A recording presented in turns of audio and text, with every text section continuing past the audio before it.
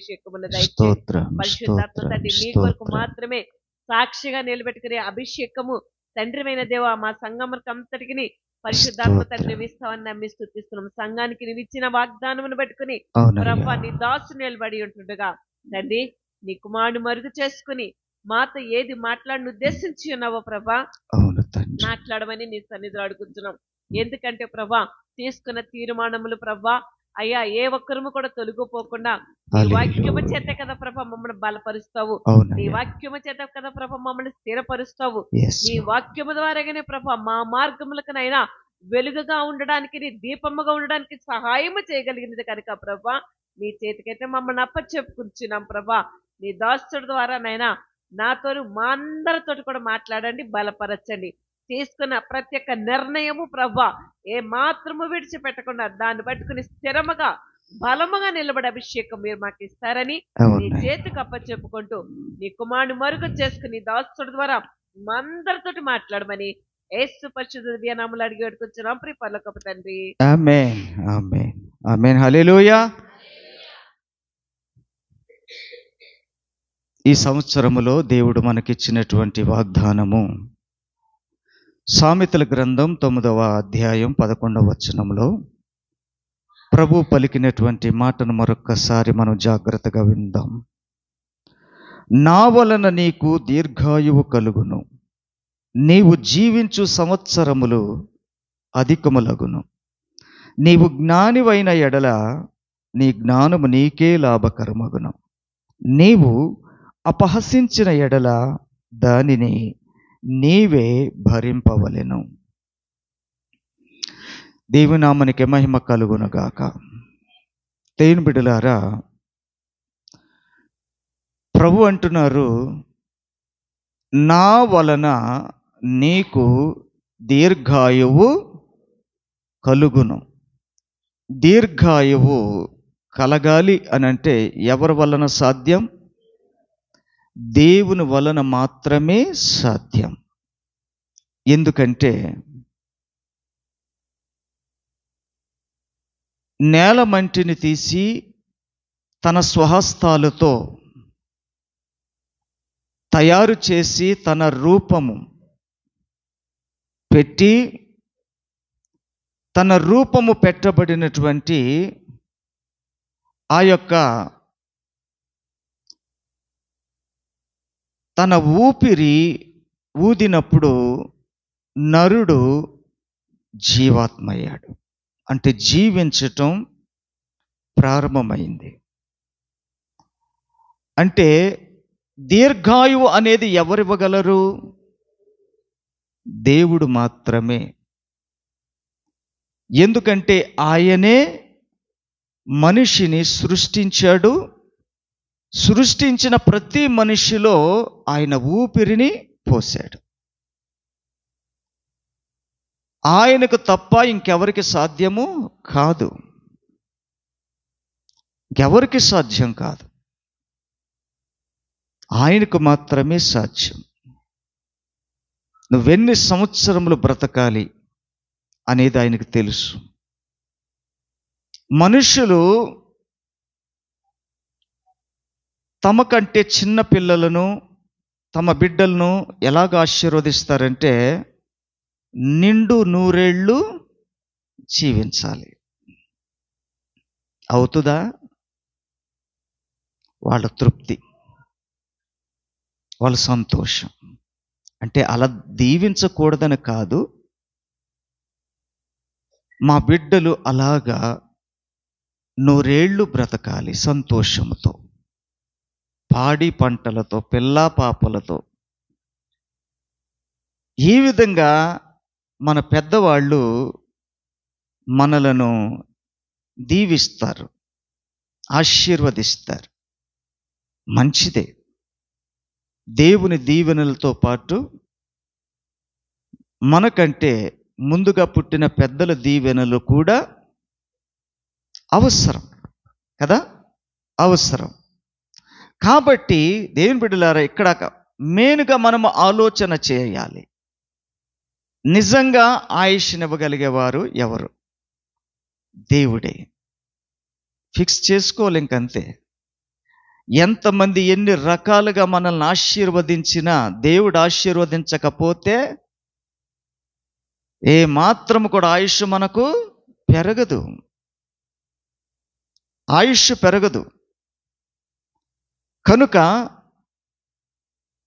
మనము ప్రభు మూలంగానే బ్రతుకుతున్నాం.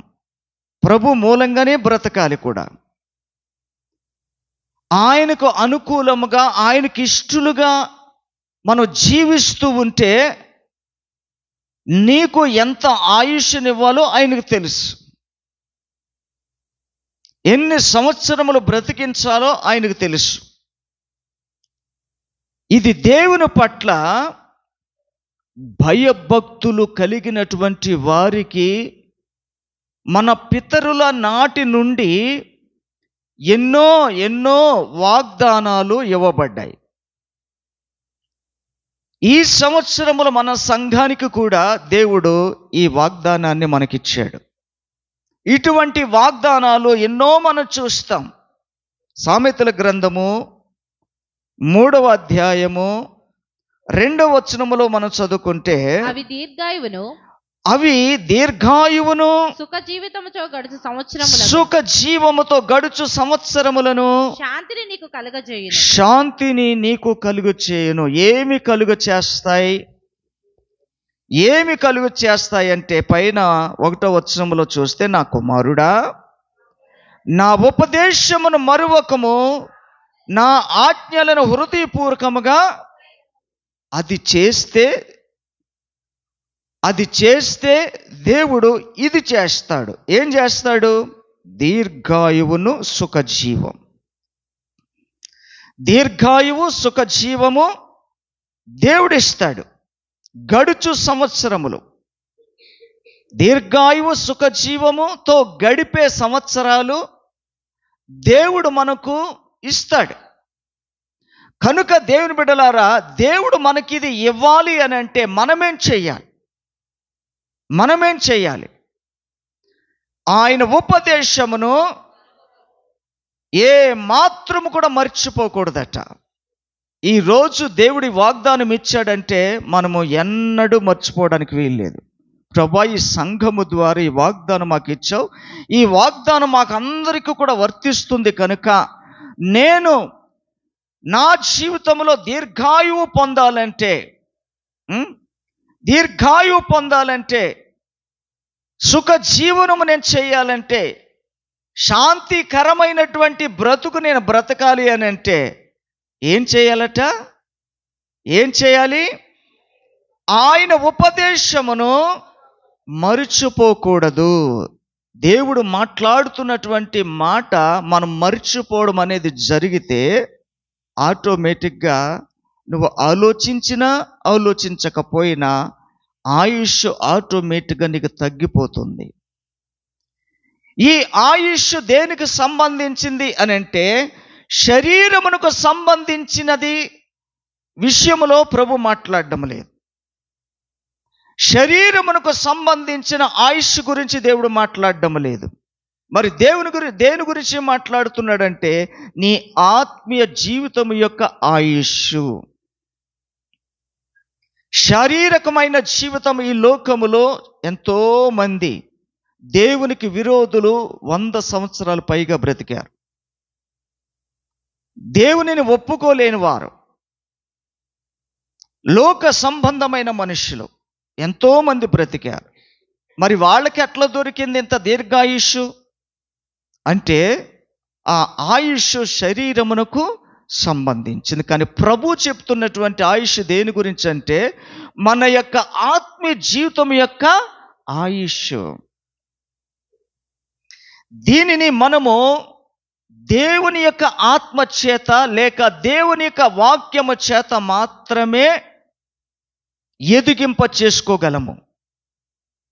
పెరుగుతుంది. దీర్ఘాయువు పెరగాలంటే మన ఆత్మీయ జీవితానికి దేవుని యొక్క వాక్యమే. అది మరవద్దు అని అంటున్నాడు. నువ్వు మరిచిపోతే ఆటోమేటిక్గా నీ ఆత్మీయ ఆయుష్ తగ్గిపోతుంది. ఎందుకు అనేకులు చల్లారిపోతున్నారు దేవుని ఆత్మలో ఎందుకు విశ్వాస జీవితంలో తప్పిపోతున్నారు, ఎందుకు భక్తిహీనులైపోతున్నారు? కారణం ఏంటిదనంటే దేవుని యొక్క వాక్యమును వారు మర్చిపోతున్నారు. ఆయుష్ను పెంచే వాక్యం, శాంతిని ఇవ్వగలిగే వాక్యం, నా కుమారుడా నా మాటలను నీవు మర్చిపోవద్దు. నా మాటలను ఎప్పుడైతే నీ హృదయములో ఉంటాయో ఆ మాటలే నీకు దీర్ఘాయువును కలుగు చేస్తాయి. అవే, ఇంకంతకంటే మన ఆత్మీయకి పోషణ ఇంకేం అవసరం లేదు. ఈ శరీరం బలపడాలంటే, ఈ శరీరం కొంతకాలం పాటు ఈ భూమి మీద బ్రతకాలి అని అంటే తగిన ఆహారం పెడితే సరిపోతుంది. మంచి ప్రోటీన్స్ తీసుకుంటే, ఫలాలు తీసుకుంటే ఈ శరీరానికి సరిపోతుంది. కానీ ఆత్మీయ జీవితానికి సరిపోయేది ఏంటంటే దేవుని యొక్క వాక్యం, దేవుని యొక్క వాక్యం. అందుకంటున్నాడు, అవి దీర్ఘాయువును సుఖజీవముతో గడుచు సంవత్సరములట. గడిచే ఈ సంవత్సరము ఏ విధంగా ఉండబోతుందట? దీర్ఘాయువు, సుఖజీవం. దీర్ఘాయువు ప్లస్ సుఖజీవం. ఆ విధంగా దేవుడు ఈ సంవత్సర కాలం అంతా కూడా దేవుడు మనలను బ్రతికిస్తాడట. 10వ సామెతల గ్రంథం 10వ అధ్యాయము 27వ వచనములో కూడా మనం చదువుకుందాం. యెహోవా యందు భయభక్తులు కలిగి ఉండుట దీర్ఘాయువునకు కారణము, భక్తిహీనుల ఆయుష్షు తక్కువైపోవును. చాలు. యెహోవా యందు భయభక్తులు, ఒకటి ఉపదేశం అనగా వాక్యమును కలిగి ఉండుట దీర్ఘాయుష్కు మూలం, సుఖజీవానికి మూలం. ఇక్కడ రెండోదిగా చెప్తున్నాడు ఏమనంటే, యెహోవా యందు భయభక్తులు కలిగి ఉండుట దీర్ఘాయువునకు కారణం. రెండవదిగా దేవుని ఎడల మనం ఎట్లా ఉండాలి?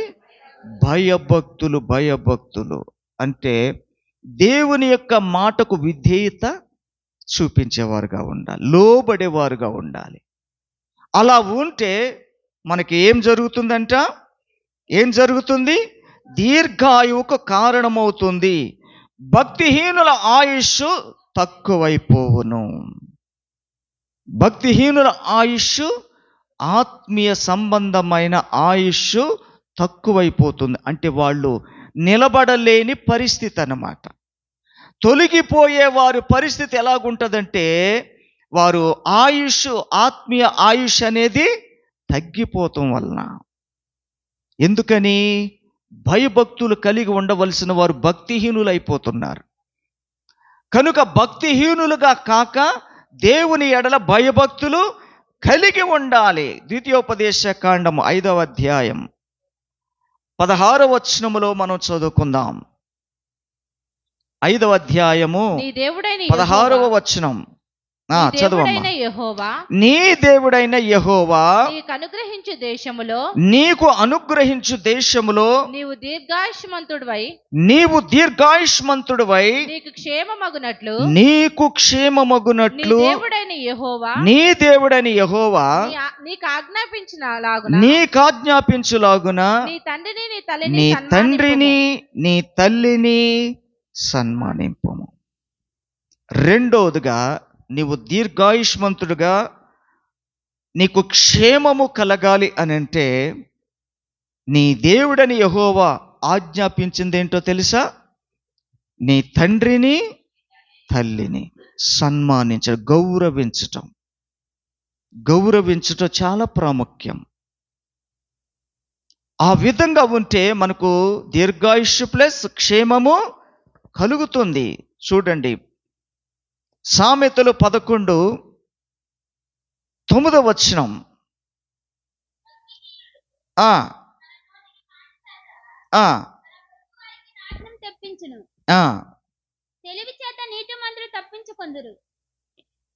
భక్తిహీనుడు తన నోటి మాట చేత తన పొరుగు వారికి ఏం చేస్తాడట?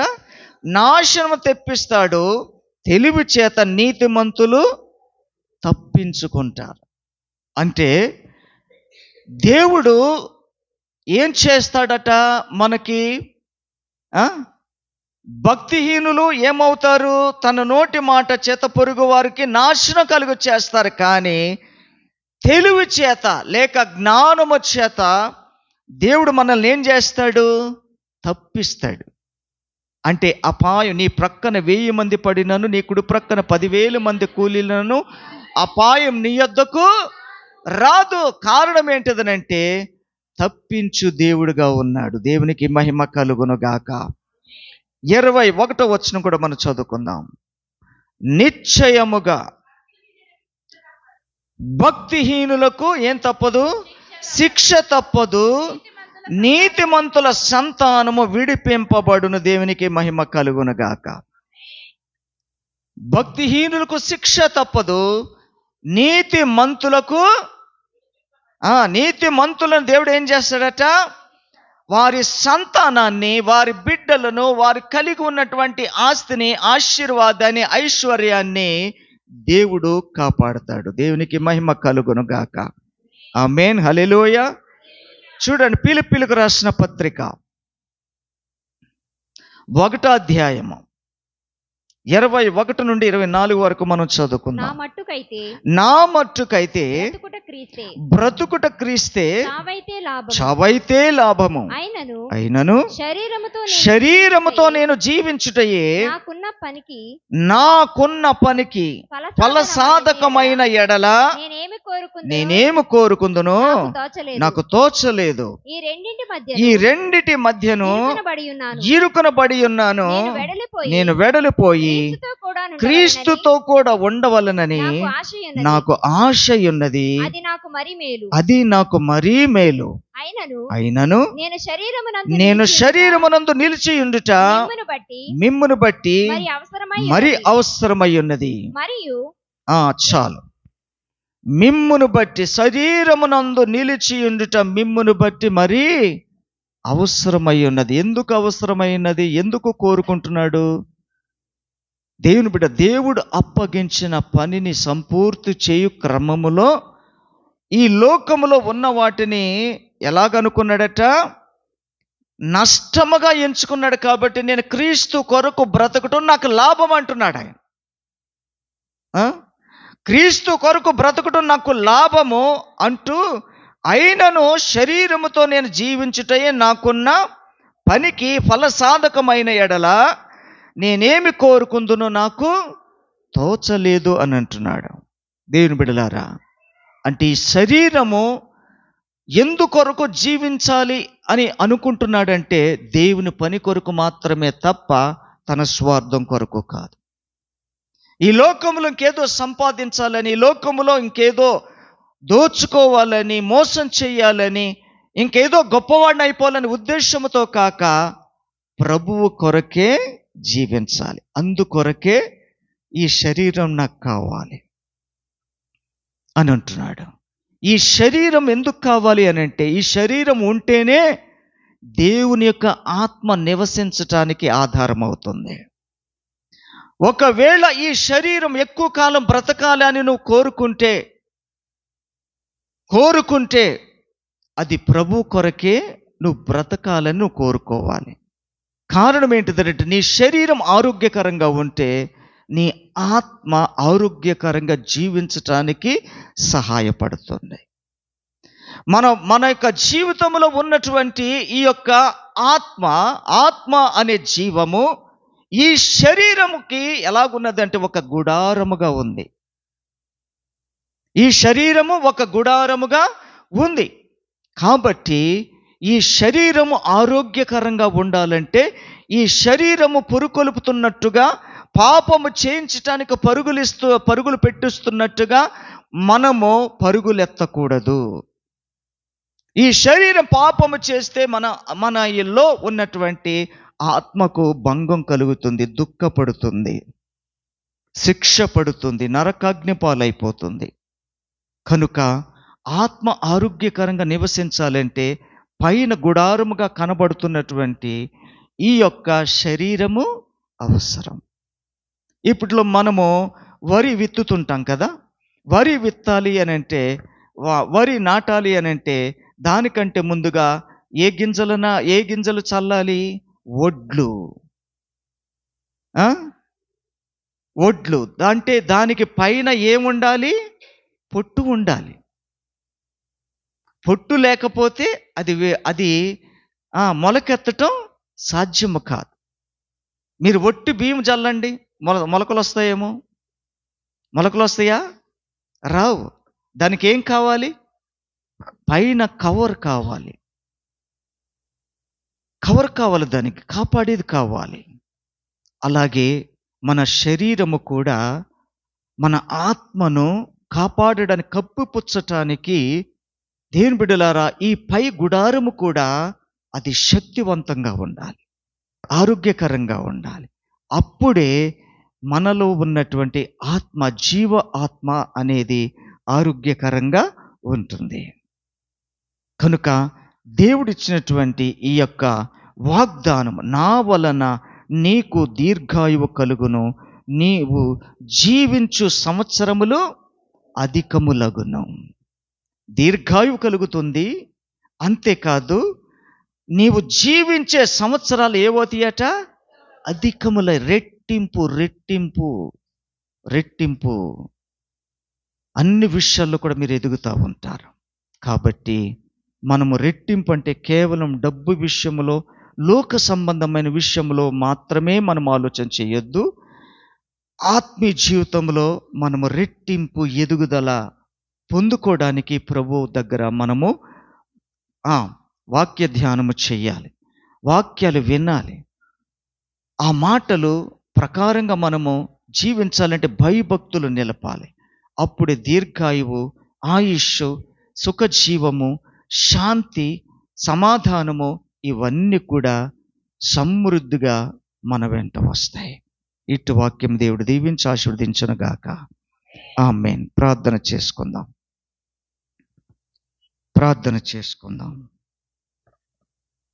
పరిశుద్ధుడైన నా ప్రియ తండ్రి, మీకు వందనాలు, స్తుతులు, స్తోత్రములు. దేవా, ఈ నూతన సంవత్సరములో సంఘానికి మీరిచ్చినటువంటి ఈ గొప్ప వాగ్దానమును బట్టి నిన్ను స్తుతిస్తున్నాం, మహిమపరుస్తున్నాం. ఈ గుడారము చెడిపోకుండా ఎంత ఆకర్షణీయంగా, ఎంత బలముగా, ఎంత అభిషేకముతో నింపబడితే అంత ఆరోగ్యకరంగా మా ఆత్మీయ జీవితము ఉంటుందని, ఈ ఆత్మీయ జీవితం యొక్క ఆయుష్ పెరుగుతుందని, ఆ ఆయుష్ ఈ భూమి మీద కాకుండా నీ రాజ్యములో యుగయుగాలు జీవించేటట్టుగా అంత ఆయుష్ను నీవు మాకు ఇస్తున్నావని ప్రభువా నిన్ను మహిమపరుస్తున్నాం. తండ్రి, నీ ఎడల మేము భయభక్తులు కలిగి జీవించే భాగ్యతలోనికి మీరు మమ్మలను నడిపిస్తున్నందుకు వందనాలు. దేవా, ఈ నూతన సంవత్సరము దయాకిరీటాన్ని మీరు మాకు అనుగ్రహించినందుకు వేలాది వందనాలు. ఈ వాగ్దానము ప్రభువా, ఈ సంవత్సర ఆయుష్ అంతా కూడా మాకును, మా బిడ్డలకును, సంఘానికి, సంఘ బిడ్డలందరికీ కూడా తండ్రి దీర్ఘాయుష్తో నింపి శాంతి సమాధానాలతోనూ, జ్ఞాన వివేకములు ఆత్మతోనూ నింపి నడిపించమని యేసయ్య నామములో అడిగి వేడుకుంటూ ఉన్నాము మా ప్రియ పరలోకపు మా తండ్రి. Amen, amen, amen. Thank you Lord. Praise the Lord. మరి ఈ సమయంలో పిల్లల ప్రోగ్రామ్స్ ఉంటాయి. క్లోజ్ చేయండి. పిల్లల ప్రోగ్రామ్స్ ఉంటాయి కాబట్టి దయచేసి పిల్లలందరూ కూడా రెడీగా ఉండండి. ఈ ఆల్టర్ ఇదంతా కూడా పక్కన పెడతారు. ఆ